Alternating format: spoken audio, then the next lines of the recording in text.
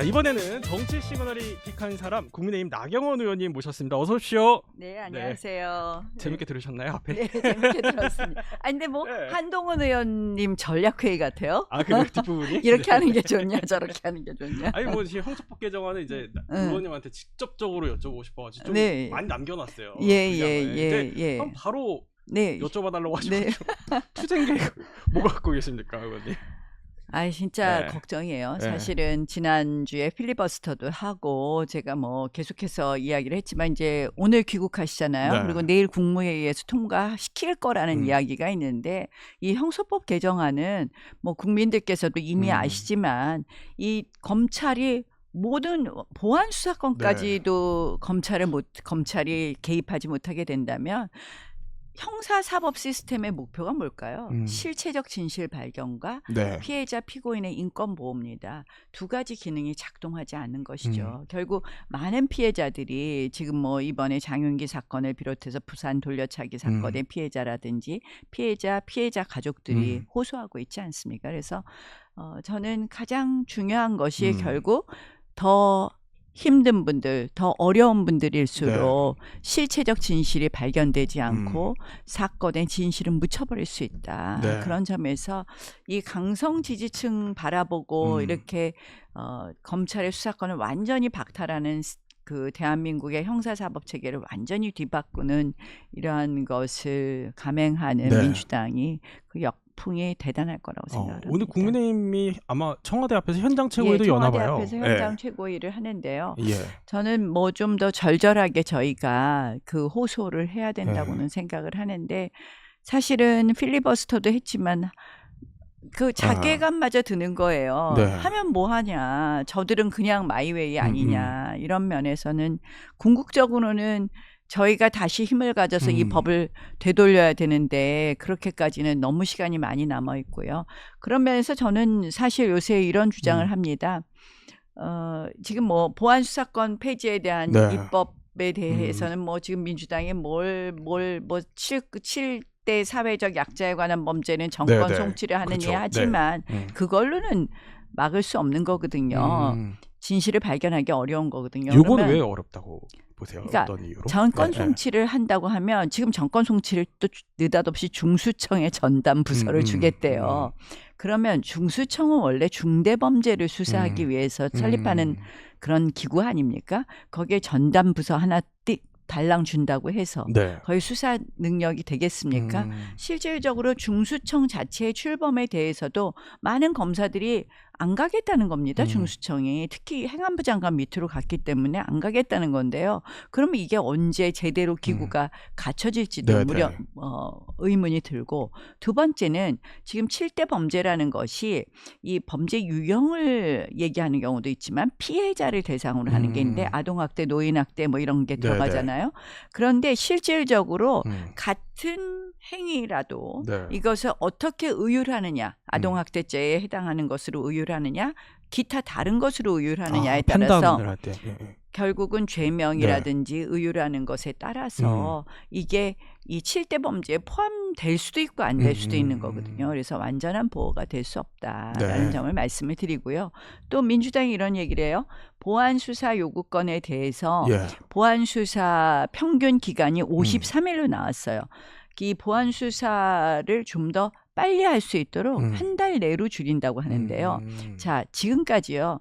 검찰에 송치된 사건 중에 10%만 보안 수사 요구를 하고 직접 검찰이 나머지는 수사를 했었습니다. 근데 이제는 어떤 수사도 못하기 때문에 전부 보안 수사 요구를 하면 10%만 보냈을 때도 53일이 걸렸는데 무슨 수로 한 달 안에 답을 합니까? 결국은 이거는 사건을 빨리 떼기 위해서 어떻게 빨리 떼요? 빨리 떼려면 무혐의로 그냥 갖다 떼는 거예요. 그렇게 하는 아주 피해를 만들 거라. 결국 약자의 안전판, 마지막 안전판은 걷어차버리고 오로지 강자를 위한 법이다라고 밖에 볼 수 없어요. 특히 이 법에서 마지막에 공소 기각 재판 사유를 끼워 넣지 않았습니까? 한밤중에.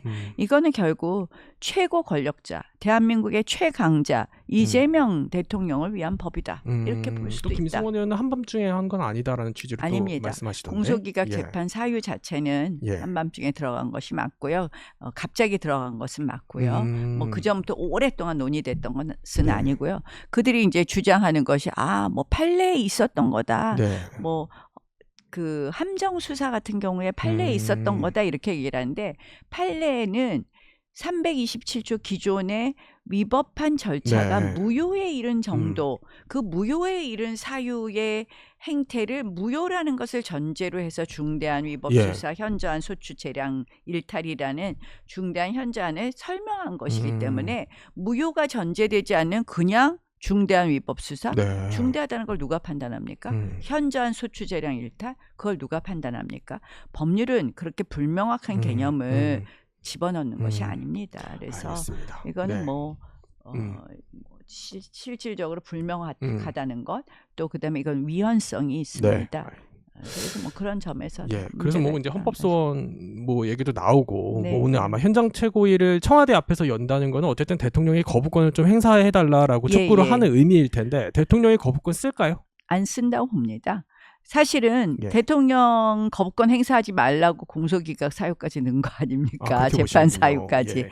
대통령이 그동안에는 분명히 이런 얘기했어요. 음. 이 법의 문제점을 대통령도 아는 거예요. 법률가적 최소한의 양심이 있으면 이 법의 문제점을 아니까 그렇게 감정적으로 대응할 것이 아니다. 우리가 책임을 가져야 된다. 뭐 이런 얘기를 했었는데 딱 달라진 게 뭡니까? 민주당이 그동안 요구하던 형사소송법 개정안에서 딱 달라진 거는 대통령 죄가 공소기각될 수 있는, 공소기각 판결을 받을 수 있는 그 가능성을 넣은 조항 하나는 거거든요. 네. 대통령 그 이유로 거부권 행사하지 말라는 게 민주당의 요구고 대통령은 그런 이유로 거부권 행사하지 않을 것이다. 그래서 제가 아까 모두에 말씀드리다 말았는데 그래서 저희가 지금 봐보세요. 이 정부 들어서 사법 체계를 하나하나 다 망가뜨렸잖아요. 뭐 대법관을 증언한다든지 헌법재판소에 사심제를 가져간다든지 이런 게요. 네. 일단 뭐 공소 취소를 하는 것을 계속 압박한다든지 사법 체계를 망가뜨리거나 네. 아니면 압박하는 걸 했어요. 이유가 딱 하나예요. 다 이 사법 체계가 흔들어지는 거에 딱 하나가 법 왜곡죄 만든 거라든지 대통령 그 지금 재판 받는 거 퇴임 후에 재판 좀 어떻게 안 받아보려고 또 끝까지 재판으로 네. 갔을 때 자기 우군들이 확실히 있는 헌법재판소 재판관들이라도 막아주게 하려고 지금 하는 벌이는 지금 정말 네. 작대거든요. 네. 그래서 제가 가만히 생각하니까 이럴 바에는 지금 대통령 재판을 빨리 재개시키는 게 맞겠다. 더 이상 사법하게 하지 않게. 네. 그러면 지금 현재 시스템에서요. 대통령 재판 재개하면요. 저는 이미 당선 무효형 받은 거 있지 않습니까? 그걸로 정리가 될 것 같아요. 그리고 대통령 재판을 재개해야 될 이유가 있습니다. 무슨 이유냐? 네. 대통령 재판을 중지하면서 법원이 5개 재판을 중지하면서 일부 재판부는 명시했고 일부 재판부는 명시하지 않았는데 뭘 얘기했냐면 헌법 84조 불소추 특권이 적용된다고 그랬어요. 그러니까 대통령 재직 중에 소추되지 아니한다를 확대해갖고 재판까지로 얘기를 했는데 7월 9일 윤 전 대통령 대법원 판결이 확정이 됐어요. 거기서 뭐라고 얘기를 했느냐. 헌법 84조는 굉장히 이 확대해서 해석해서는 안 된다. 헌법 84조가 그래서 확대해서 해석하는 것이 아니기 때문에 네. 수사는 할 수 있다고 판단을 했어요. 그러니까 소추라는 것을 기소로 한정한 해석입니다. 헌법 84조에 대한. 그러니까 지금 각급 법원이 재판을 다시 여는 것은 법리에 따른 것이고 대법원 판결을 존중하는 것입니다. 그래서 저는 빨리 네. 이 법에 따라서 절차가 진행이 되면 언감생심 더 이상 사법을 파괴할 그런 꿈을 대통령이 꾸지 않을 것이다. 그래서 저는 빨리 이거 대통령 재판 네, 재개해라. 그렇게 해야 된다라고 또 보시는군요. 네. 그런데 이렇게 일각에서는 이런 해석도 나와요, 의원님. 그러니까 물론 대통령이 거부권 안 쓸 거다 이렇게 보시지만 대통령이 만약에 지금 이제 거부권을 쓰게 되면은 오히려 판세가 역전되고 좀 약간 국민의힘에게 불리해질 수 있는 그런 쪽으로 갈 수 있다. 그러니까 대통령으로서는 어떻게 보면 좀 절호의 기회다라고 좀 원로들이 조언을 또 하시기도 하세요. 네. 절대 안 쓰는 네. 이유가요. 법률안 거부권 행사 시한 마지막 날이 예. 17일입니다. 네. 민주당 전당대회가 전당대회? 언제죠? 네네. 16일에 호남, 예, 예. 17일이 음. 마지막 서울일로 예. 기억하고 있습니다. 그러면 결국은 음. 왜 지금 이 법안을 후다닥 처리했습니까? 네네. 오로지 전당대회입니다. 강성 지지층이 이재명 대통령이 소위 미는 김민석 후보 네. 믿을 수 없다. 이재명 대통령이 미는 그런 음. 당의 당대표가 음. 되면 이거 통과 안 시킬 거다. 이렇게 보는 거 음. 아닙니까? 그러니까 7월 30일 본회의를 구태여 열어서 통과시킨 것도 일정도 맞춘 이 거다. 법률안 네. 거부권 행사 시한까지 다 맞춘 거다. 아. 그래서 절대 행사 예. 못합니다. 알겠습니다. 행사 안 하죠. 알겠습니다. 한번 지켜보기로 하고요. 곽상원 의원 얘기를 조금만 해보면 네, 예. SNS에 남기셨어요. 네. 저 용기와 소신을 좀 칭찬하고 싶다고 했는데 용기와 소신은 어떤 의미입니까? 그러니까 곽상원 의원이 노무현 대통령 죽음을 이용하고 있을 뿐이다. 네. 노무현 대통령 네. 의 죽음을 이용할 수 있는 것뿐이다. 그러면서 뭐라고 말씀하셨냐면 국민들 눈물 그리고 국민들 고통이 눈앞에 네. 보여서 자기는 찬성할 수 없었다 이런 말을 했는데요. 네. 맞습니다. 이 지금 검찰의 보안 수사권마저 완전히 폐지시키려는 이유는 딱 하나잖아요. 이들의 감정적 보복이고 본인들의 서사의 완성입니다. 노무현 대통령, 조국, 이재명 대통령에 네. 이르기까지 본인들이 기소된 것 또는 본인들이 수사받은 것은 본인들 잘못이 아니라 정치 검찰이 만든 사건이고 정치 검찰이 만든 조작이라고 주장하는 것이고 그 부분에 있어서 보안 수사권을 폐지하는 것, 검찰의 수사권을 완전히 박탈하는 것이 그들의 그동안의 서사, 그들의 부도덕하지 않고 그들은 정말 도덕적 선이고 이런 서사를 완성하는데 필요하다고 하는 것인데 곽상원 의원은 정확하게 사실을 말씀하시는 거죠. 그렇게 노무현 대통령 죽음을 이용하면서 네. 국민들, 서민들, 약자의 눈물을 정말 흘리는 법을 하지 말라 그런 건데 지금 이제 결국은 보면 이재명 이거 다 하고 나면 이재명 대통령 수사도 다 정치검찰 수사다 이렇게 하는 거가 이 어떻게 보면 그 흐름 서사를 만드는 거예요. 완결판이니까 저 곽상원 의원의 저는 용기를 정말 높이 봅니다. 알겠습니다. 전당대회 얘기를 하셔가지고 민주당 전당대회 주말 사이에 순회 경선이 있었잖아요. 네, 이거 좀 어떻게 지켜보셨습니까? 아무래도 그 정청래 의원이 사실상 정청래 후보가 조금 어려워지는 국면 아닌가 이렇게 생각을 해요. 그러니까 충청은 김민석 후보가 이기고 부울경은 정청래 후보가 이겼는데 부울경이 정청래 후보의 가장 중요한 베이스 캠프 아닙니까? 그런데 크게 이기지 못했어요. 그래서 그런 점에서 정청래 후보가 그렇게 녹록하지 않겠다. 그리고 특히 마지막 선호투표제라는 것이 내가 1번은 누구 지지하는데 2번은 누구라고 했을 때 과반수가 되지 않을 경우에 2번 투표수를 더 하겠다는 거 아닙니까? 그러면 지금 김민석, 송영길이 같이 한 편이기 때문에 정청래 후보가 조금 어려워지는 국면 아닌가 이렇게 봅니다. 그렇군요. 그 조갑재 대표님이 지난주에 저희 정치 시간에 나오셔가지고 뭐 이렇게 되면은 사실상 앞으로 4당으로 분리가 될 수 있다. 그 민주당 같은 경우는 이렇게 뭐 신천지 의혹 꺼내들고 뭐 적동 논쟁 나오고 하면 어떻게 이제 전당대회 이후에 같이 한 지붕 아래 살겠냐 뭐 이런 우려를 표하시는 것 같고 국민의힘도 사실상 이 체제로 가게 되면은 뭐 분당으로 갈 수밖에 없지 않겠냐 이렇게 보시는 것 같은데 의원님 생각은 어떠세요?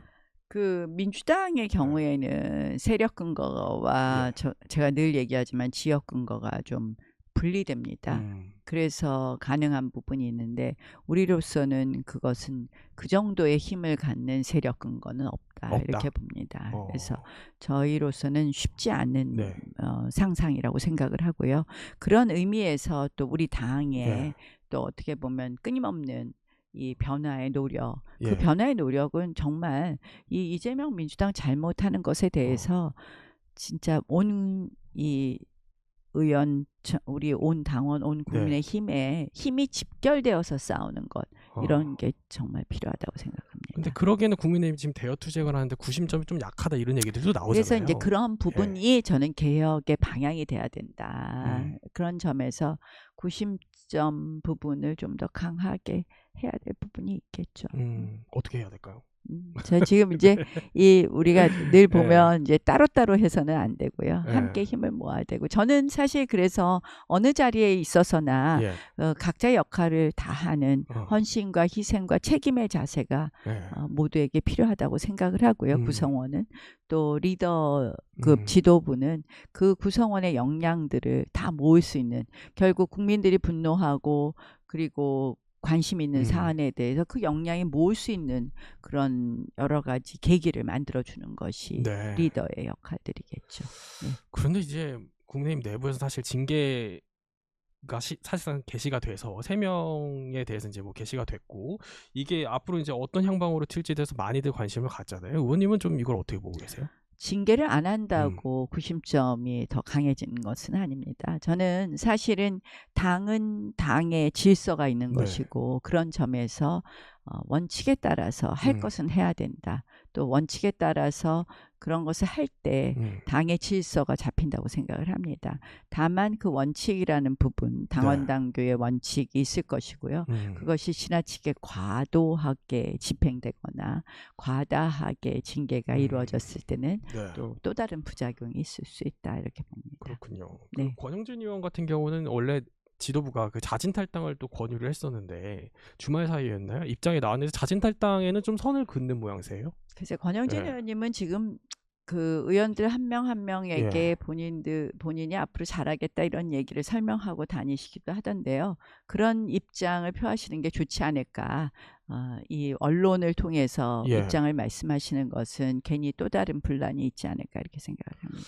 어떤 말씀인지 알겠습니다. 그 주식시장 관련해서도 한번 여쭤보고 싶어요. 그 정점식 원내대표가 이제 민주당 향해서 이거 좀 국정조사를 하자라고 또 제안을 또 하셨고 민주당 받을까요? 저는 민주당 받아야 된다고 생각을 하고요. 정점식 원내대표가 필요한 제안을 아주 적절한 시기에 했다고 생각을 합니다. 사실 이 주식시장에 대해서는 이미 외신들도 뭐 도박판이다, 오징어 게임이다 이렇게 비판할 정도로 이렇게 널뛰게 하는 주식시장을 건강하고 건전한 주식시장이라고 볼 수는 없는 것 아닙니까? 완전 도박판이 된 거예요. 근데 이 도박판이 그러면은 자연스러운 흐름이냐 인재냐 보면 인재라고 볼 수밖에 없거든요. 김용범 청와대 정책실장부터 시작해서 얼마나 부추겼습니까? 이제 뭐 한국이 뭐 3대 글로벌 3대 주식시장이 된다라고 이야기를 했고 부동산 팔고 자본으로 가야 된다고 얘기를 했는데 그 과정에서 보면 단일 종목 레버리지 ETF 같은 것을 회의록 한 장 안 만들고 뭐 아주 졸속으로 지방선거 전에 발행을 했어요. 또 그것뿐만 아니라 실질적으로 국민연금의 이 투자 상한도 올렸어요. 그게 오랫동안 그렇게 국내 주식 비율을 정해놓은 이유가 있는 것이거든요.